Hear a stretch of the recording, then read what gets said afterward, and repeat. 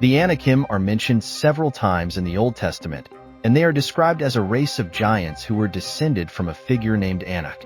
They were formidable and terrifying to the Israelites, who encountered them as they were preparing to enter the Promised Land. The biblical narrative presents the Anakim as one of the significant challenges the Israelites had to overcome in their quest to settle in Canaan.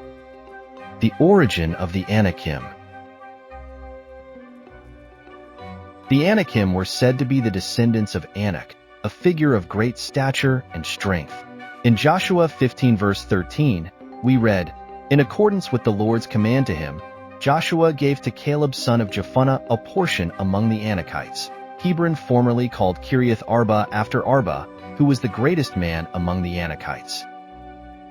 This verse establishes that Arba, the father of Anak, was a significant figure, and Hebron formerly Kiriath Arba was a stronghold of the Anakim in the land of Judah, part of the region known as Canaan. The land of Canaan was originally inhabited by various groups, including the Anakim, before the arrival of the Israelites. Some scholars suggest that the Anakim were remnants of the original inhabitants of the region before the Canaanites, possibly linked to the Cushite tribes from Babel. These tribes may have migrated from Babylon, and settled in Canaan long before the Israelites arrived. The Anakim as giants. The Anakim were considered giants, and their formidable presence struck fear into the hearts of the Israelites. In Numbers 13:33, when the 12 spies were sent by Moses to scout the Promised Land, they reported back, saying, "We saw the Nephilim there, the descendants of Anak come from the Nephilim. We seemed like grasshoppers in our own eyes, and we looked the same to them." The comparison of the Israelites to grasshoppers in the eyes of the Anakim highlights the immense size and strength of these people. The Nephilim, mentioned in Genesis 6 verse 4, were a powerful race that existed before the flood, and the Anakim are often linked to them. Genesis 6 verse 4 states, "The Nephilim were on the earth in those days, and also afterward, when the sons of God went to the daughters of humans and had children by them. They were the heroes of old, men of renown." The idea that the Anakim were descendants of the Nephilim adds to the mystique and fear associated with them. The Israelites' encounter with the Anakim. When the Israelites arrived at the borders of the Promised Land, they were commanded by God to explore the territory. 12 spies were sent to scout the land, and they discovered that the Anakim were among the inhabitants. While Caleb, one of the spies, believed that the Israelites could conquer the giants with God's help, the other 11 spies were doubtful. Their lack of faith led them to spread fear among the Israelites, causing the people to lose confidence in God's promise. This fear and lack of faith in God led to the Israelites' rebellion. In Deuteronomy 1 verses 26 to 28, Moses recounts the Israelites' reaction. "But you were unwilling to go up. You rebelled against the command of the Lord your God. You grumbled in your tents and said, 'The Lord hates us.' So he brought us out of Egypt to deliver us into the hands of the Amorites to destroy us. Where can we go? Our brothers have made our hearts melt in fear. They say, 'The people are stronger and taller than we are. The cities are large, with walls up to the sky. We even saw the Anakites there.'" The mention of the Anakites as a reason for the Israelites' fear emphasizes their intimidating presence. God's judgment on Israel's unbelief. Due to their disbelief and fear, the Israelites were sentenced to wander in the desert for 40 years, as God declared that none of the adults who doubted him would enter the Promised Land, except for Caleb and Joshua. In Numbers 14:29-30, God says, "In this wilderness your bodies will fall. Every one of you 20 years old or more who was counted in the census and who has grumbled against me. Not one of you will enter the land I swore with uplifted hand to make your home, except Caleb son of Jephunneh and Joshua son of Nun." This judgment was a direct consequence of the Israelites' lack of faith in God's ability to help them overcome the Anakim and other challenges in the land of Canaan. The defeat of the Anakim. After the 40 years of wandering and the death of Moses, Joshua led the Israelites into the Promised Land.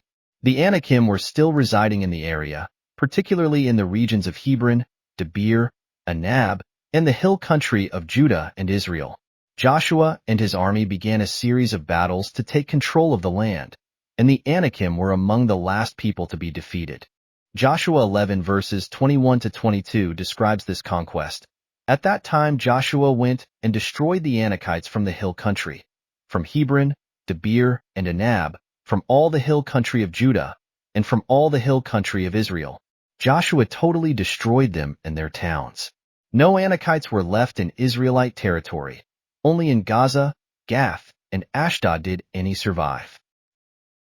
Despite their size and strength, the Anakim were no match for God's power, and Joshua's army was able to defeat them, taking their land and leaving only a few survivors in the Philistine cities of Gaza, Gath, and Ashdod. Caleb's role in the defeat of the Anakim. Caleb, who had remained faithful to God throughout the years, played a crucial role in the defeat of the Anakim. In Joshua 14 verses 6 to 12, Caleb approaches Joshua and reminds him of the promise God made to him through Moses. Caleb was now 85 years old, but he was still determined to drive out the Anakim and claim the land of Hebron as his inheritance. Joshua granted Caleb's request, and Caleb led the charge to defeat the Anakim in Hebron. Joshua 14 verses 13 to 14 says, Then Joshua blessed Caleb son of Jephunneh and gave him Hebron as his inheritance. So Hebron has belonged to Caleb son of Jephunneh the Kenizzite ever since, because he followed the Lord, the God of Israel, wholeheartedly. Caleb's faith and determination were rewarded, and he successfully drove out the Anakim from Hebron, securing his inheritance.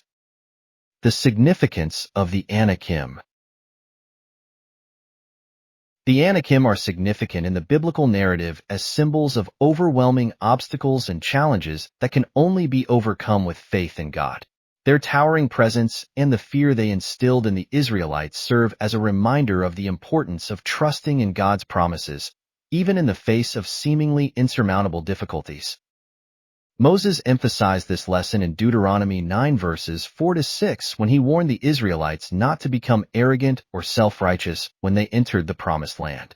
He reminded them that it was not because of their righteousness that they were inheriting the land, but because of the wickedness of the nations that God was driving out before them. Moses said, After the Lord your God has driven them out before you, do not say to yourself, The Lord has brought me here to take possession of this land because of my righteousness. No, it is on account of the wickedness of these nations that the Lord is going to drive them out before you. It is not because of your righteousness or your integrity that you are going in to take possession of their land, but on account of the wickedness of these nations, the Lord your God will drive them out before you, to accomplish what he swore to your fathers, to Abraham, Isaac, and Jacob. Understand, then, that it is not because of your righteousness that the Lord your God is giving you this good land to possess, for you are a stiff-necked people. The story of the Anakim in the Bible is one of fear, faith, and God's faithfulness. The Anakim were giants who posed a significant threat to the Israelites, but those who trusted in God, like Caleb and Joshua, were able to overcome them and inherit the Promised Land. The narrative of the Anakim serves as a powerful reminder that no obstacle is too great for God to overcome, and that faith in him is essential for victory over the challenges we face in life. The account of the Anakim also highlights the consequences of disbelief and rebellion against God. The Israelites who lacked faith were barred from entering the Promised Land and had to wander in the wilderness for 40 years. This story underscores the importance of trusting in God's promises and following his commands, even when the challenges before us seem overwhelming. If you found this video enjoyable, please consider liking and sharing it. Additionally, subscribing to this channel will ensure that you receive more updates in the future. Thank you.